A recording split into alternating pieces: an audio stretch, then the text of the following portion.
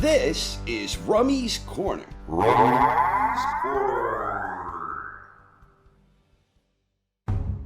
Roy Jones Jr. and Bernard the Executioner Hopkins. Two outstanding prize fighters, two of the very best from their generation, and two bona fide all-time greats in the long rich history of professional boxing. Jones and Hopkins both emerged as dominant forces in the 1990s, despite having very different career paths. At his best, Jones was the complete package. He had it all: blazing hand speed, pinpoint precision, cat-like reflexes, quick feet, tremendous all-around athleticism, and excellent power in both hands. Jones had an unorthodox approach, but he was such a supreme operator that, in conjunction with all of his elite-level attributes, he made it all work exceptionally well. Roy won championships at middleweight, super middle, light heavyweight, and also heavyweight. When Jones was at his best during his peak form, he was almost universally recognized as the greatest pound-for-pound boxer in the world. Hopkins never quite reached those same heights, and he was never considered a dominant pound-for-pound king in the same way Jones was. Hopkins may never have been viewed as the best of the best, and certainly never for a spell as long as Roy's, but Hopkins made up for that by having a much longer run as an elite prize fighter. Hopkins was a modern-day ageless warrior in the mold of Archie Moore, the old mongoose himself. Hopkins won championships at both middleweight and light heavyweight, and he is both the oldest boxer to ever win a major world championship at age 48, and also the oldest to ever win a unification bout at age 49. Ageless warrior indeed.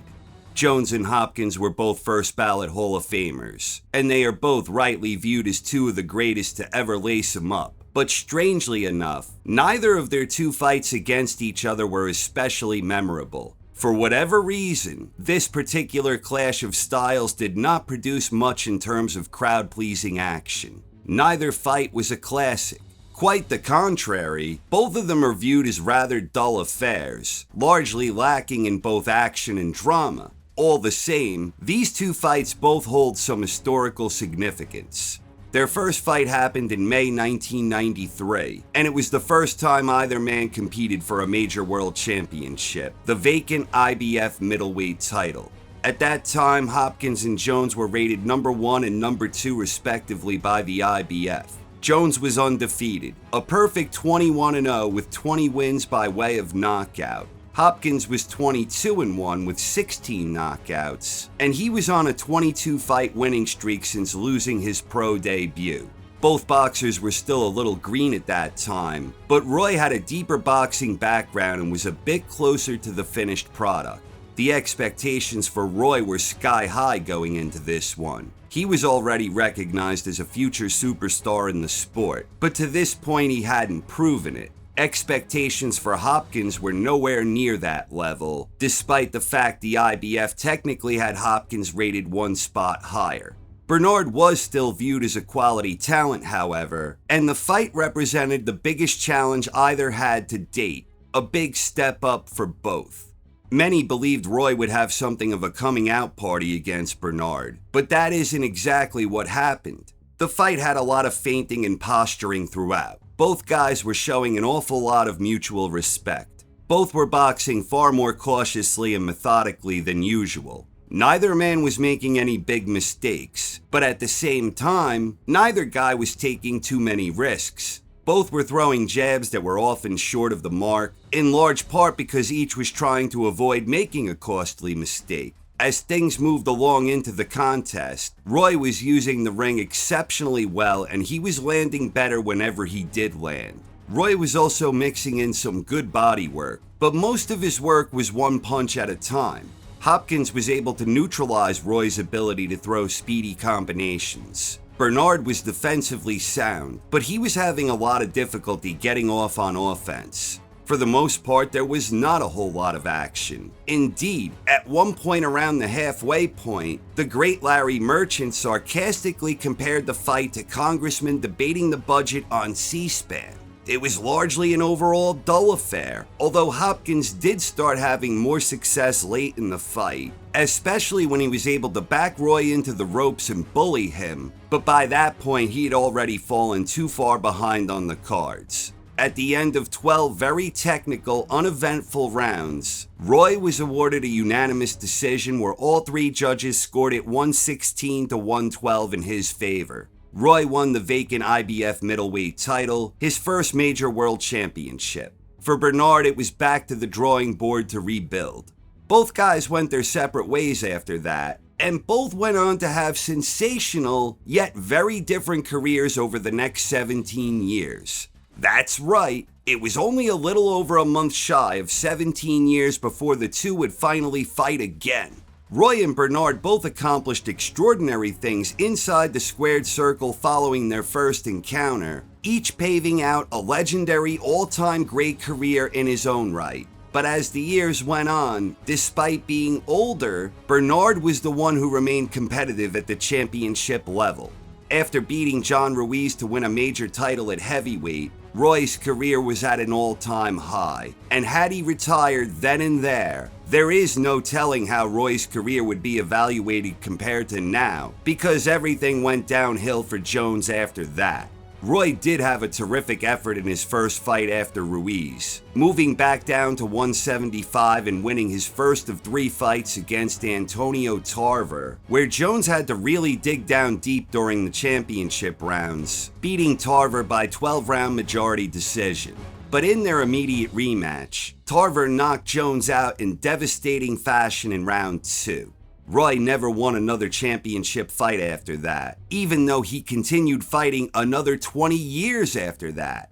In his very first fight after being stopped by Tarver, he was stopped again, this time by Glenn Johnson, a former Hopkins knockout victim. Roy was never the same after that, and while he won a few good fights, he was no longer an elite prize fighter.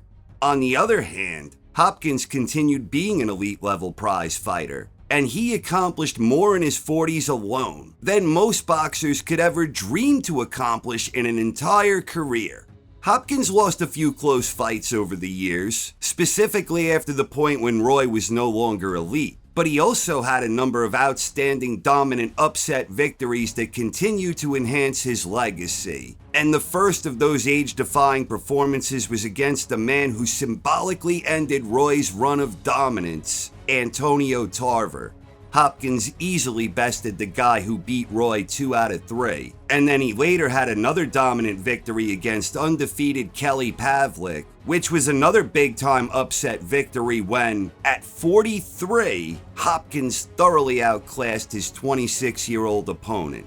Even in the lead-up to the Hopkins-Jones rematch, it had nearly been derailed when Roy got stopped in the opening round by his tune-up opponent, Danny Green. But with Roy and Bernard both getting older and not having a whole lot of viable options, the show went on. April 2010, some 203 months after their first encounter, the Hopkins-Jones rematch became a reality. Even though there was no official title on the line this time around, it was a rematch between two all-time greats who had a long-running feud with genuine animosity toward one another. And there was an interesting contract at play, where the two agreed on a 50-50 split. But if the fight ended in knockout, a special clause in the contract meant that would result in a 60-40 split in favor of the winner. The rematch was a lot like their first fight in the sense that it was another tactical chess match. Both boxers were generally cautious and tentative, neither man wanting to make a mistake. There was a lot of feinting again, and this time around things quickly became far more scrappy and physical. By and large, however, Hopkins was outworking Jones. Bernard was throwing more, landing more, and at times he was bullying Roy when he had him pinned against the ropes. Roy was 41 years old, but Hopkins was proving to be fresher and smoother at 45. Things played out not unlike one might have imagined given the divergent career paths of the two going in. Simply put, by this point in time, Hopkins was superior in the art of hitting without getting hit. Roy was deducted a point for hitting behind the head near the end of round 6, which caused a long delay, And this led to what was perhaps the most dramatic moment in the contest, because when action resumed, Hopkins charged after Jones with a spirited attack, and the two traded after the bell, prompting security to jump in. By this point, Bernard was well ahead on the scorecards, and Hopkins would continue doing better work over the second half. There continued to be a lot of scrappy moments where the two crafty veterans were often engaged in roughhouse tactics, but by and large, Hopkins continued controlling the flow and rhythm and was boxing and landing better. Roy landed the occasional sharp shot here and there, but was generally unable to produce much offense on a consistent basis. Hopkins was far more consistent with his own offense, and his educated footwork and movement was a huge key to his success, per his trademark. Down the final stretch, it continued being a roughhouse affair, but Bernard was still the one landing the better legal blows in the fight. It wound up being a bizarre fight all around, where the key moments of drama were predicated on the fact that these two longtime bitter rivals were bending the rules in ways that resulted in a lot of theatrics. Tony Weeks had his work cut out for himself in this one, to say the least.